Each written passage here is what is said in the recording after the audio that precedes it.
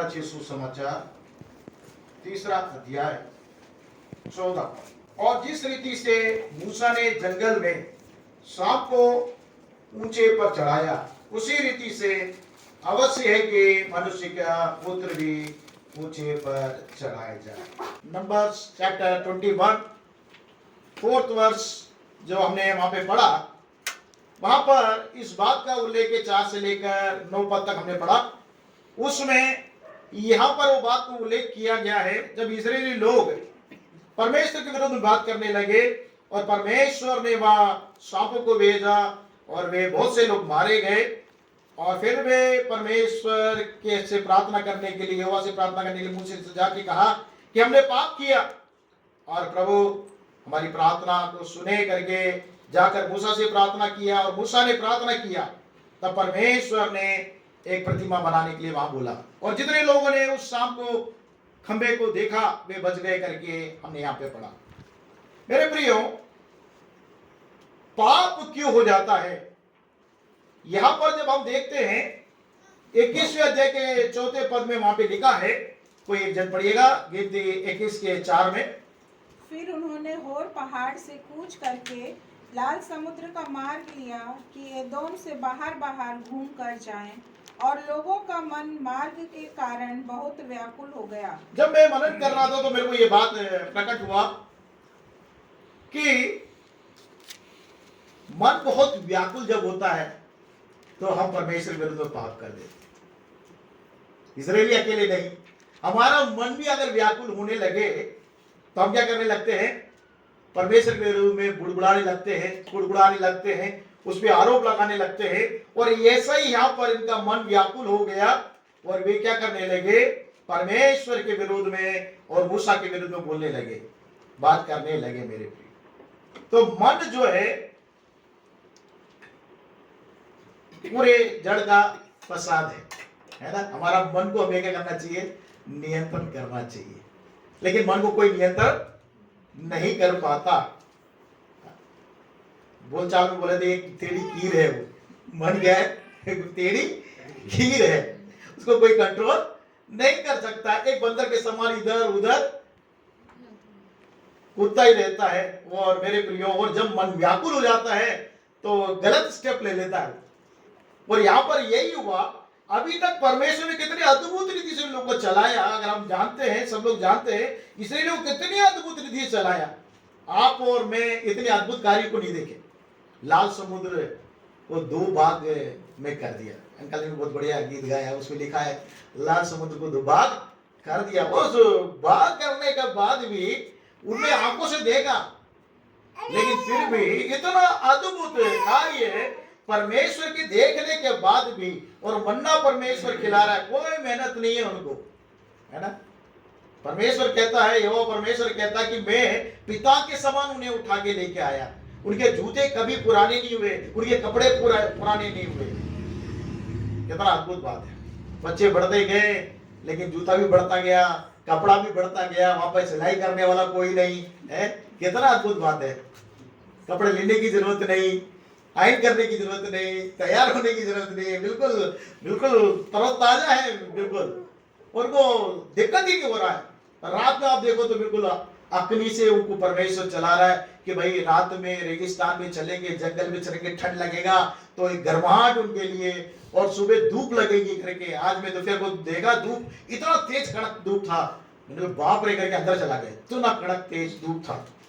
तो उसमें भी उनको नहीं आंच लगने के लिए उन्हें बड़े बादलों से परमेश्वर ने बड़े ठंडा, है ना, विदाउट एसी ठंडे में लेके गया। कितने अद्भुत काम किया। लेकिन उनका जब मन व्याकुल हो गया, मेरे प्रियो, हम देखते हैं मन व्याकुल हो गया तो परमेश्वर के विरोध में वो बलवा करने लगे और बुड़बुड़ाने लगे। इसलिए वो परमेश्वर के विरोध में पाप किए। और यहोवा परमेश्वर ने कहा कि तुम एक सांप को बनाओ और विष वाले तेज विष वाले सांप की एक प्रतिमा बनाओ, और जो कोई उसे देखेगा वो बच जाएगा। ये एक दृष्टांत के रूप में नए नियम के लिए दिया गया है, जो हमने पढ़ा। मेरे प्रियो, यहाँ पर हम देखते हैं कि मनुष्य का पुत्र भी वो ऊंचे पर चढ़ाया जाएगा, और जो कोई उसे देखेगा वो बच जाएगा। आमीन। जैसे मूसा के समय में इस्राएली लोग ने वो विश्व वाले सांप को जो प्रतिमा बनाया गया था, जितनों ने उनको देखा वो लोग बच गए। जिन्होंने विश्वास किया उन्हीं लोगों ने देखा उसको। अरे मूसा पागल हो गया है, सटिया गया, बुढ़ा तो है ही है, वो बनाया, हम क्यों देखे, ऐसे करके वो सोचे नहीं। और जिन्होंने विश्वास किया उन्होंने देखा। वहां पे लिखा स्पेसिफिकली, जिन्होंने देखा वो बच गए। वैसे ही यहां पर भी प्रभु के कलाम में भी यीशु मसीह को भी पिता परमेश्वर ने अपने एकलौते पुत्र को इस संसार में भेजा कि वो क्रूस पे चढ़ाए जाए और ऊंचाई पर चढ़ाए जाए, और जितने लोग देखते हैं वो बच जाते हैं। हम लोगों ने देख के हम बच गए, और हम लोग चाहते हैं कि और लोग भी बच जाए, हमें। इसलिए अपन लोग जाकर प्रभु के बारे में दूसरों को बताते हैं कि भाई प्रभु यीशु मसीह मनुष्य का पुत्र ऊंचे पर चढ़ाया गया है, उसे देखो तो वो बच जाएंगे। और जो विश्वास करता है, जो उसे देखता है, वो बच जाते हैं।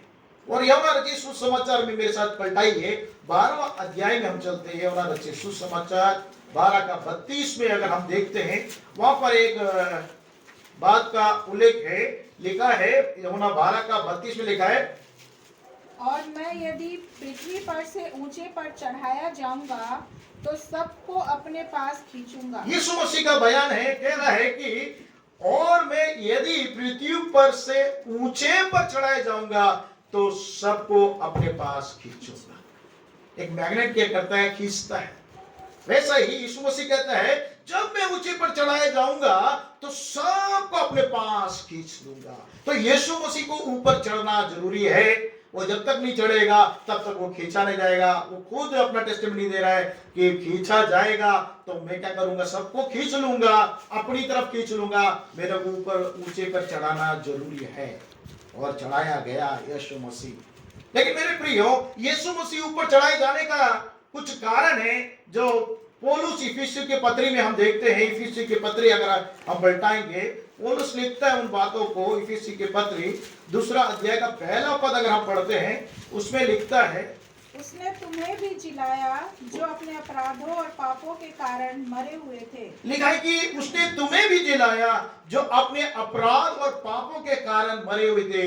जैसे यहोवा परमेश्वर ने मूसा के समय में जितने लोग ने विष वाले सांप के प्रतिमा को देखा वे बच गए हैं, वैसे ही परमेश्वर ने भी हमें जिलाया है कि अपने अपराधों से, पापों के कारण जो मर गए थे, हम जिलाए जाए।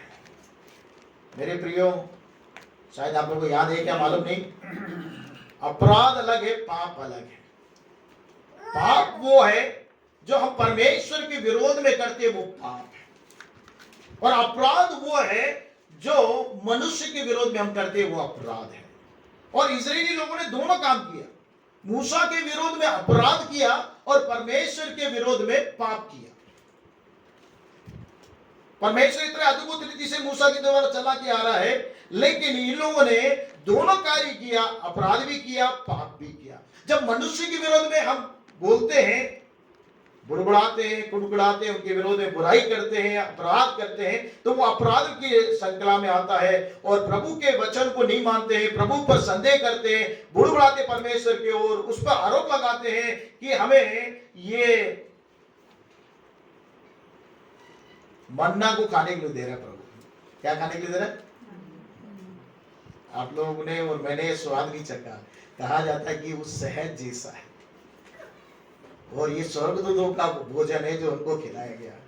लेकिन इन लोगों को वो याद आ रहा है, गुलामी की बात याद आ रही है कि वहां पे मैं क्या खाते थे। मैं जब पढ़ रहा था उसके संदर्भ में, तो मेरे को बड़ा आनंद भी आ रहा था। कह रहे हैं कि हम लोग वहां पे क्या क्या खाए। अरे आप खुद गुलामी में हो, परेशान हो, दिक्कत में हो, और उनको वहां के लहसुन याद आ रहे हैं, कद्दू याद आ रहे हैं, प्याज याद आ रहा है, पता नहीं क्या क्या चीजें याद आ रहा है उनको। लेकिन गुलामी में इतने पीड़ित थे वो, उनको वो सब चीजें याद आ रहा है। लेकिन परमेश्वर इतने अद्भुत रीति से चला रहा है, उनको अद्भुत रीति से चला रहा है, खिला रहा है, और हम उसके शुक्रगुजार नहीं है। रीजन ये है कि उनको संतुष्टि नहीं। संतुष्ट होना बहुत जरूरी है। संतुष्ट जीवन जो है एक आत्मिक जीवन के लिए बहुत जरूरी है। हमारे जीवन में संतुष्टि आना जरूरी है। हर बातों में एक संतुष्टि होना चाहिए। परमेश्वर ने हमें अब तक संभाला है, चलाया है, जीवित रखा है, रोज रहने के लिए मकान दिया है, पहनने के लिए वस्त्र दिया है, भोजन दिया है, जरूरतमंदों के लिए धन दिया है कि खर्च करने के लिए, सब कुछ परमेश्वर दिया है, लेकिन हम संतुष्ट नहीं हो पाते।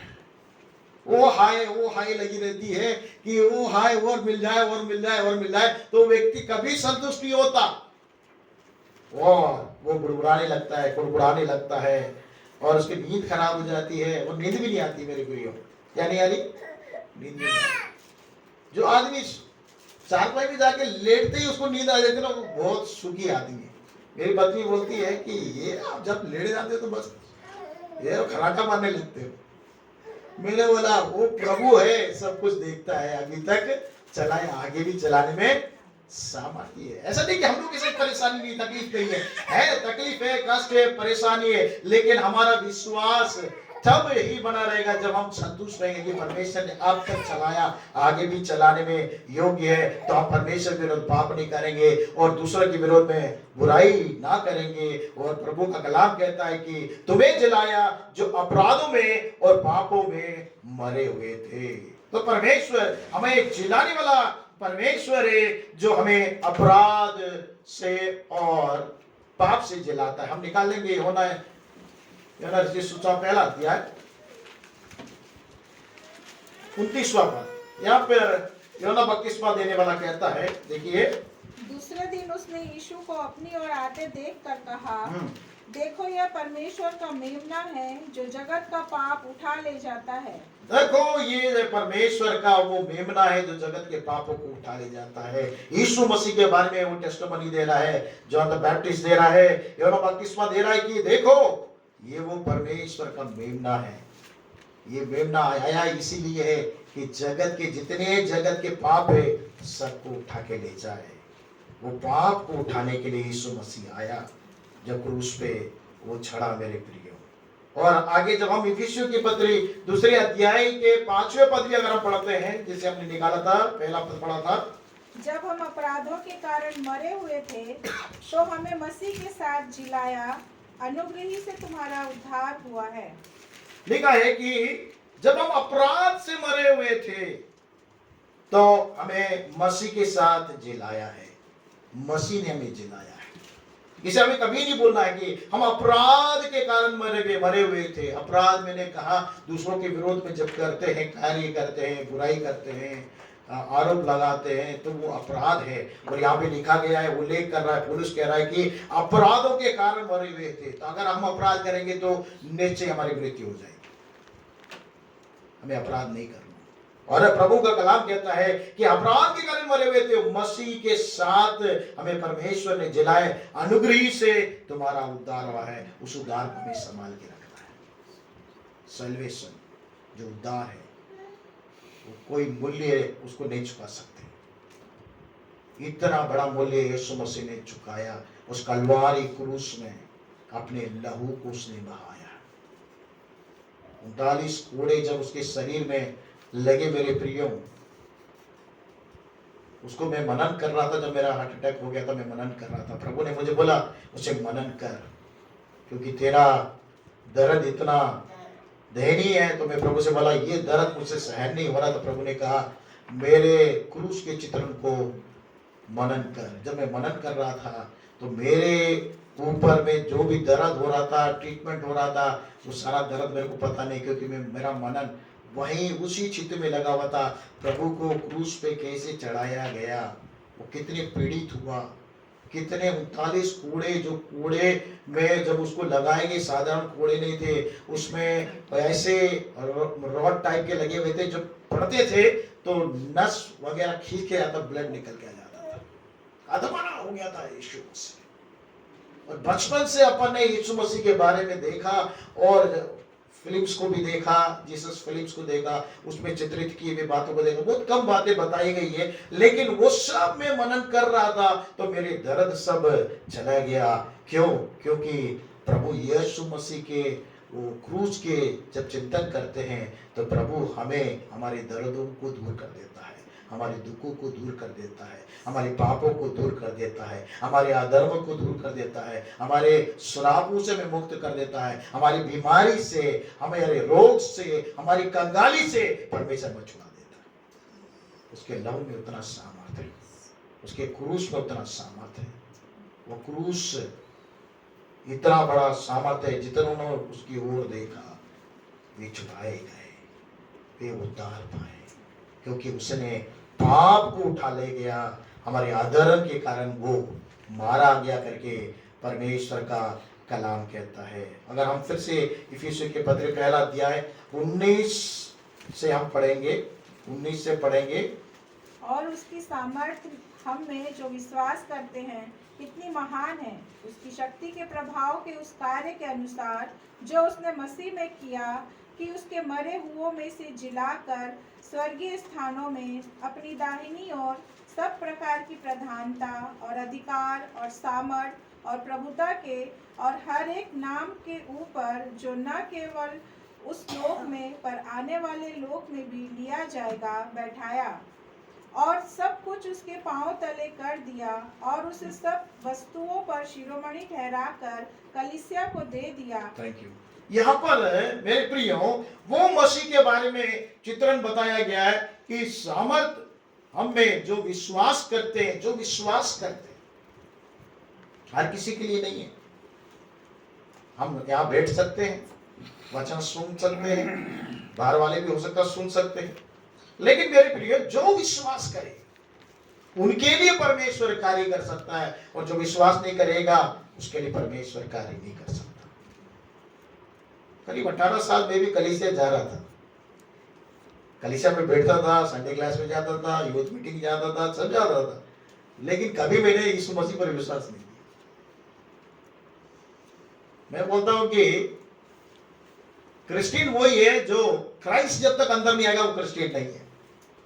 मैं बचपन से, जब से पैदा हुआ, कलीसिया में सदस्य हूं और कलीसिया जाता था, संडे क्लास बचपन से गया और सब जगह 18 साल तक मैंने कभी अनुभव नहीं किया और कभी मैंने विश्वास नहीं किया। जरूर एक क्या बोल सकते हैं, एक अनुष्ठान के समान में कार्य करता रहा।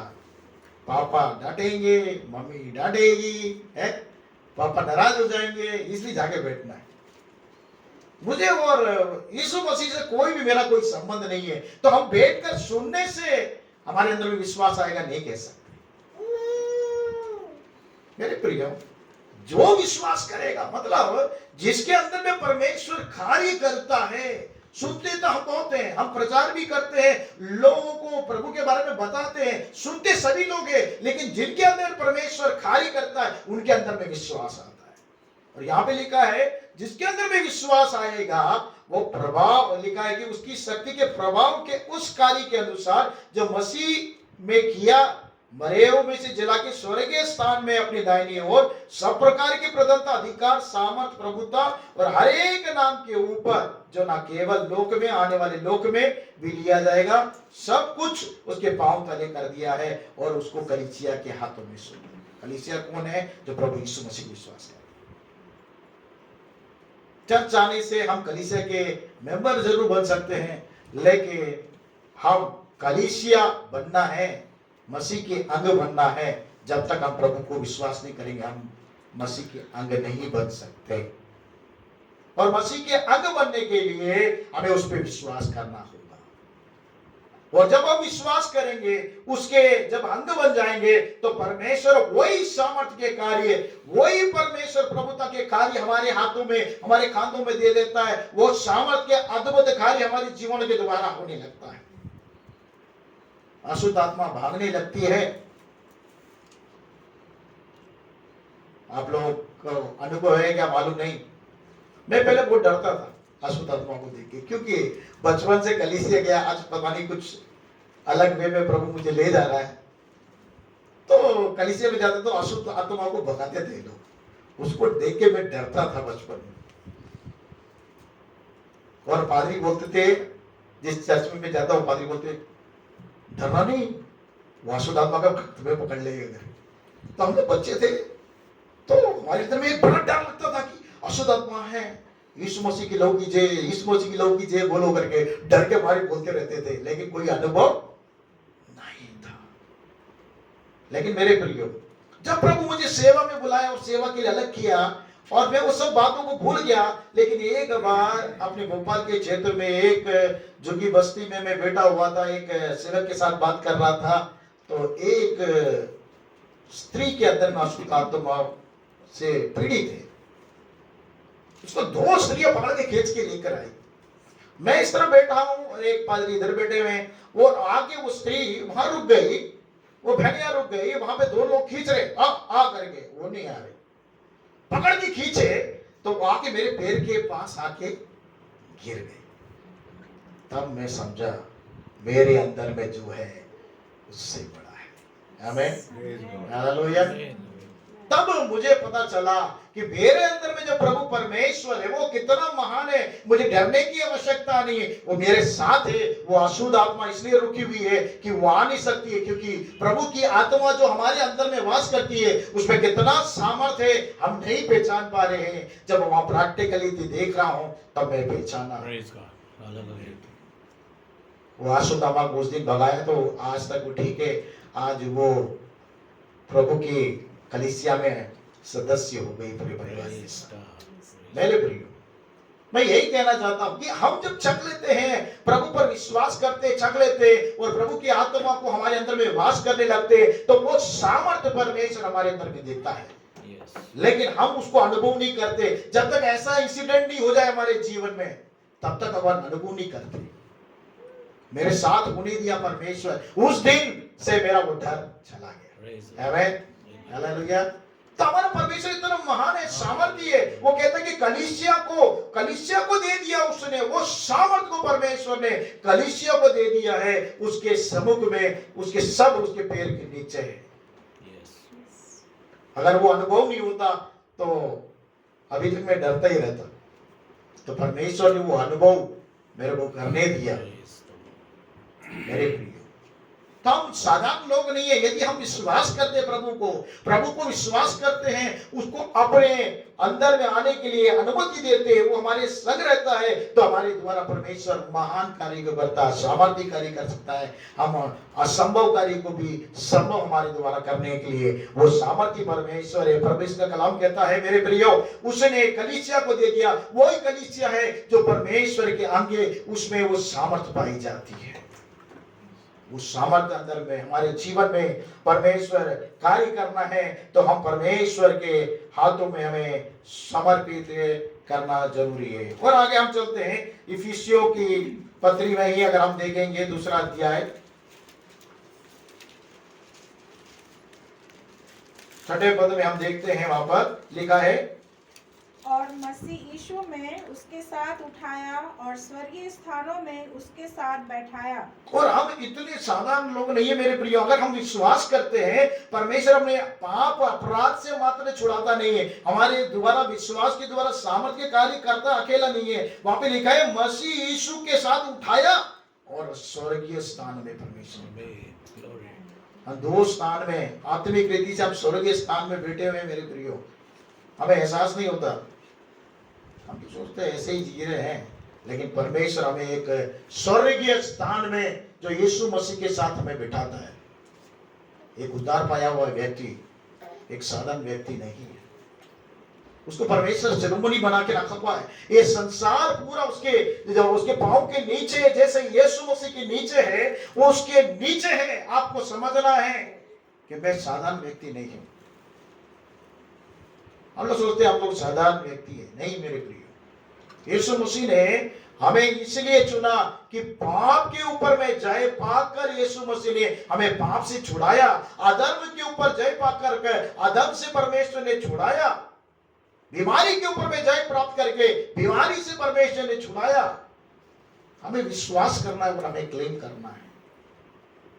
हम क्लेम करते हैं तो शंकाई हमारी है। 2011 की बात है मेरे प्रियो, जब मेरा हार्ट अटैक हो गया। फिर से मैं दोहरा रहा हूं उस बात को, ध्यान से सुने। जब अटैक हो गया, मैं हॉस्पिटल में लेटा था, आईसीयू में मेरे को लेटा, ऑपरेशन थिएटर में लेटा के एंजियोग्राम कर रहे थे। डॉक्टर बोले कि एक वेसल में आपका ब्लॉक है 75%। आपकी पत्नी से पूछा तो आपकी पत्नी बोला ब्रदर जो बोलते हैं उसको करने के लिए मैं तैयार हूं करके। आप क्या बोलते? मैंने बोला डॉक्टर साहब जंग करने वाला परमेश्वर है, आप कुछ नहीं करिए। अरे आप समझते नहीं हो, एक बार एंजियोग्राम कर रहे थे तुरंत हम नेक्स्ट स्टेप कर लेंगे तो ठीक हो जाएगा, नहीं तो फिर से वही प्रोसीजर अपनाना पड़ेगा। मैंने कहा नहीं डॉक्टर साहब आप कुछ नहीं करिए। और मैंने उस हार्ट मतलब वो कंप्यूटर मेरे को जो हार्ट दिखा रहे थे उसको देख के मैं प्रार्थना करने लगा, प्रभु ये हार्ट आपने बनाया है, इसको आप चंगा करें। आप मानेंगे नहीं प्रियो, विश्वास नहीं करेंगे। 10 मिनट तक मैं मन ही मन प्रार्थना कर रहा, मेरी पत्नी को नहीं मालूम, वो डॉक्टर टेंशन हो गया, क्रिस्टियन डॉक्टर था डॉक्टर अब्राहम, वो जाके बैठ गया और बोलता ही पता नहीं है सुनता नहीं करके डॉक्टर लोग बैठ के बात कर रहे थे।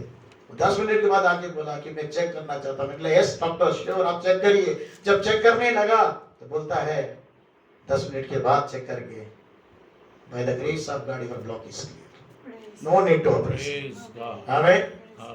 अपने द्वारा परमेश्वर दूसरों को चंगा कर रहा है। मेरे प्रिय अगर हम विश्वास से परमेश्वर से मांगेंगे क्लेम करेंगे परमेश्वर हमें चंगा देता है। हमारे विश्वास के आधार पर परमेश्वर कार्य करता है। अगर हमारा विश्वास है कि डॉक्टर के थ्रू हमें चंगाई मिलना है तो डॉक्टर के थ्रू परमेश्वर चंगाई देगा और हमें चंगाई परमेश्वर सीधी भी दे सकता है यदि हमारा पूरा भरोसा परमेश्वर पर है, वो चंगाई दे देंगे। आप तो जानते हैं 2011 से कितना हम लोग दौड़ रहे इधर उधर, उससे ज्यादा ही दौड़ रहा मेरे को ऐसा लगता है मेरे प्रियो। क्यों? क्योंकि विश्वास करने वाले के लिए सब बातें संभव है और परमेश्वर का कलाम कहता है यहाँ पर परमेश्वर ने विश्वास करिए कि परमेश्वर ने वो सामर्थ कार्य आपके जीवन में किया है और आपको उस ऊंचे स्थान पे बिठाया जहां यीशु मसीह के साथ आपको बिठाया है। हम साधारण व्यक्ति नहीं है, हम जो क्लेम करते हैं वो परमेश्वर हमारे लिए पूरा करता है। लेकिन संदर्भ यह है कि हमें विश्वास करना है। विश्वास करने वाले के लिए प्रभु यीशु मसीह ने कहा विश्वास करने वाले के लिए सब कुछ संभव है। तो विश्वास का आधार है मेरे प्रियो, हमारा जीवन जो है विश्वास के आधार पर टिका है। और जो जिसने विश्वास किया उसने क्रूस को देखा, उसने छुटकारा पाया, उसने चंगाई पाई, उसने आनंद पाया, उसने मुक्ति पाया, उसने आशीष को पाया। जो विश्वास नहीं करेगा उसको कुछ नहीं मिलेगा, जो विश्वास करेगा वो सब कुछ प्राप्त कर लेगा। चलिए हम आगे चलते हैं, हम पढ़ेंगे यूहन्ना 11 के 25 को हम निकाल लेंगे, 25 और 26। यूहन्ना 25 सुसमाचार 11, 25 और 26। यीशु ने उससे कहा पुनरुत्थान और जीवन मैं ही हूँ, जो कोई मुझ पर विश्वास करता है यदि वह मर भी जाए तो भी जिएगा, और जो कोई जीवित है और मुझ पर विश्वास करता है वह अनंत काल तक न मरेगा। क्या तू इस बात पर विश्वास करती है? बाबा प्रभु यीशु मसीह बात कह रहा है कि पुनरुत्थान और जीवन मैं ही हूं, जो कोई विश्वास करता है और यदि मर भी जाएगा तो भी जिएगा। अपन को जोक लगेगा, वहां के समय के लोगों को जोक लगा होगा यीशु मसीह क्या कह रहा है ना। लिखा कि जो कोई विश्वास करेगा यदि मर जाएगा तो वो भी जिएगा। मर जाने के बाद कैसे जिएंगे? हम लोग तो समझते हैं, अन्य जाति की जाके बोल के देखिए मर जाएगा तो जिएगा। दिमाग सब ठिकाने पे है या डॉक्टर के पास जाना है पूछेगा। हम मसीह समुदाय में लोगों को मालूम है लेकिन उन लोगों को नहीं मालूम है।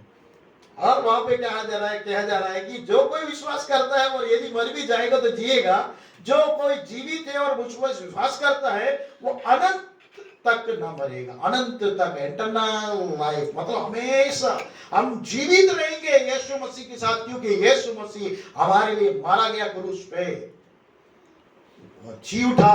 और प्रभु यीशु मसीह के क्रूस पे जो देखता है उस पर विश्वास करता है वो अनंत काल तक जीने की सामर्थ उसमें पाई जाती है। हम लोग को जब दिक्कतें आने लगती है, तकलीफ आने लगती है, शरीर में बलहीनता आने लगती है, तुरंत हम सोचते कि आप तो मर जाएंगे, एक डर भी आने लगता है। लेकिन मेरे प्रियो मैं कहता हूं जो विश्वास करता है उसको डरने की जरूरत नहीं है।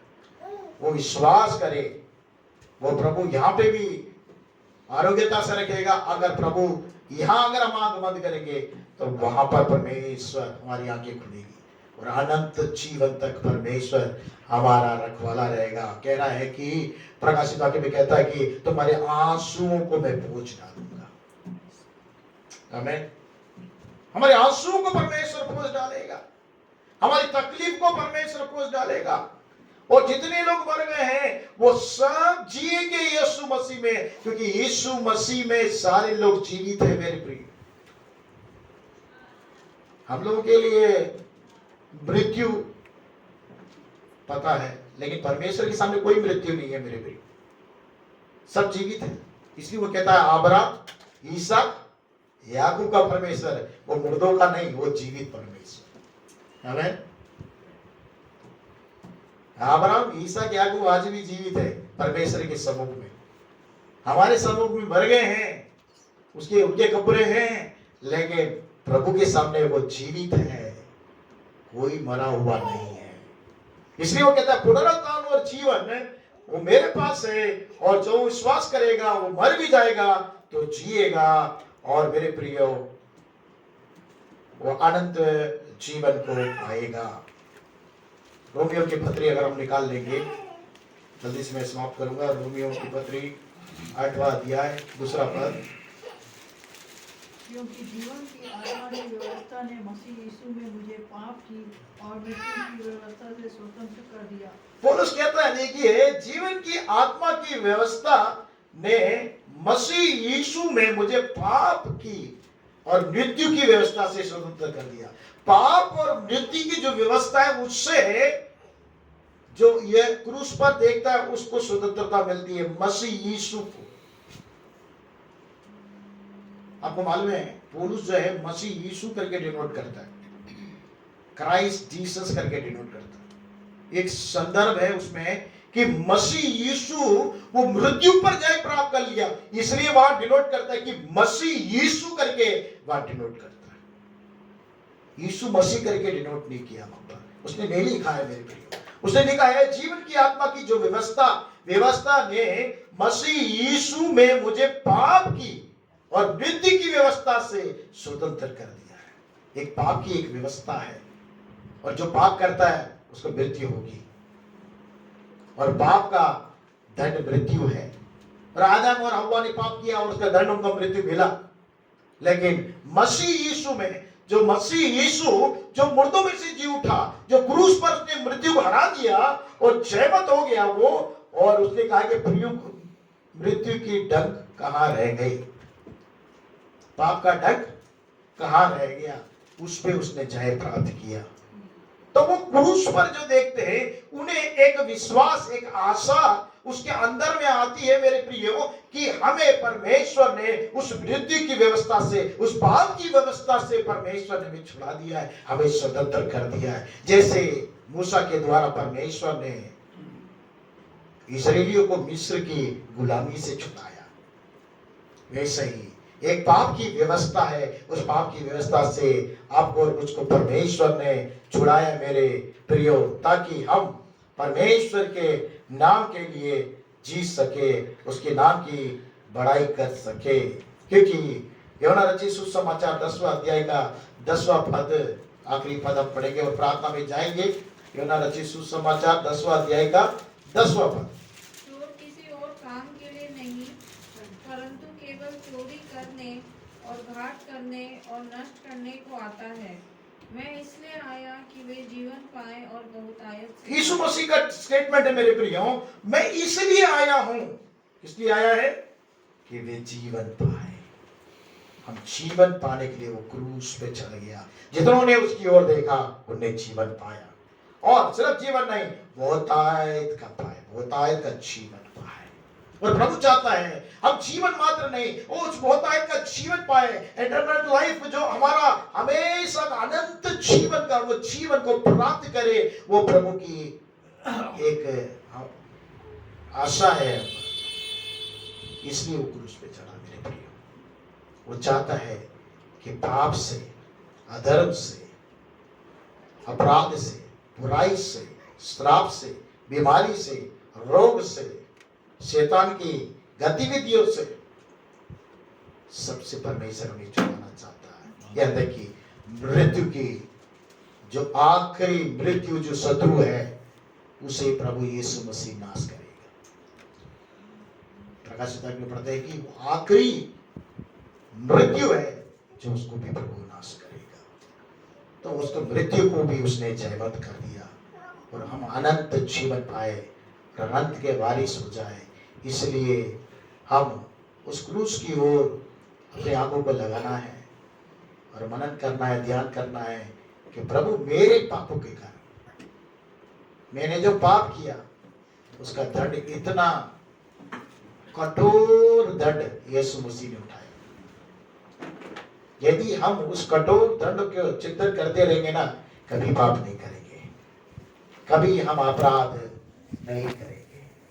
आइए हम अपने आप को करें और उस क्रूस की ओर देखें, उस क्रूस के चित्र की ओर देखें, वो क्रूस को मनन करें। यदि उस कठोर क्रूस के बारे में हम चिंतन करते हैं, ध्यान करते हैं, निरंतर हम ध्यान करें, तो हम कभी पाप नहीं करेंगे, क्योंकि पाप का दंड प्रभु यीशु मसीह ने, उस कठोर दंड को उठाया यीशु मसीह ने। हम भूल जाते हैं, इसलिए पाप में गिर जाते हैं, अपराध करते हैं, बुराई करते हैं, खता करते हैं, गुनाह करते हैं, परमेश्वर के विरुद्ध में बोलते हैं, क्योंकि हमारा मन व्याकुल हो जाता है। मेरे प्रियो, हमारे मन को प्रभु की ओर लगाना, उस क्रूस की ओर लगाना, जहां में हमें छुटकारा है, शांति है, मुक्ति है, आनंद है, आशीष है, आरोग्यता है, संपन्नता है, अनंत जीवन, उसकी ओर लगाना है। हमारे मनों को उसकी ओर लगाए। प्रेमी अनुग्रहकारी परमेश्वर, प्रभु यीशु मसीह के नाम से पिता तेरे सम्मुख में आते हैं, हमारे जिलों को तेरे हाथों में समर्पित करते हैं। अनंत जीवन का वारिस हमें बनाया प्रभु। हमारी कोई खूबी नहीं, कोई काबिलियत नहीं, कोई योग्यता नहीं, लेकिन हमने उस क्रूस की ओर विश्वास से देखा तो हमने वो अनंत जीवन पाया, वो आशीष पाए, वो छुटकारा पाया, वो मुक्ति पाया, वो आनंद पाया, वो चंगाई पाई। अब्राहम की सारी आशीषें बस यीशु में हमारे जीवन में पूरा हुआ। दयावंत परमेश्वर के दया के हाथ में हम सबको समर्पित करते हैं। इतने प्रियजन सुन रहे हैं, उनके जीवन में उस विश्वास, जो विश्वास का धरोहर प्रभु तूने हमें दिया है, उसकी हम अच्छी रखवाली कर सके, ताकि अनंत जीवन तक तेरे साथ, सदैव तेरे साथ उस स्वर्ण के स्थान में बैठ सके और तेरे नाम की महिमा के लिए जी सके। सारा आदर महिमा आपको समर्पित करते हुए इस प्रार्थना को यीशु मसीह के नाम से मांगते हैं, सुन और करते पिता, आमीन।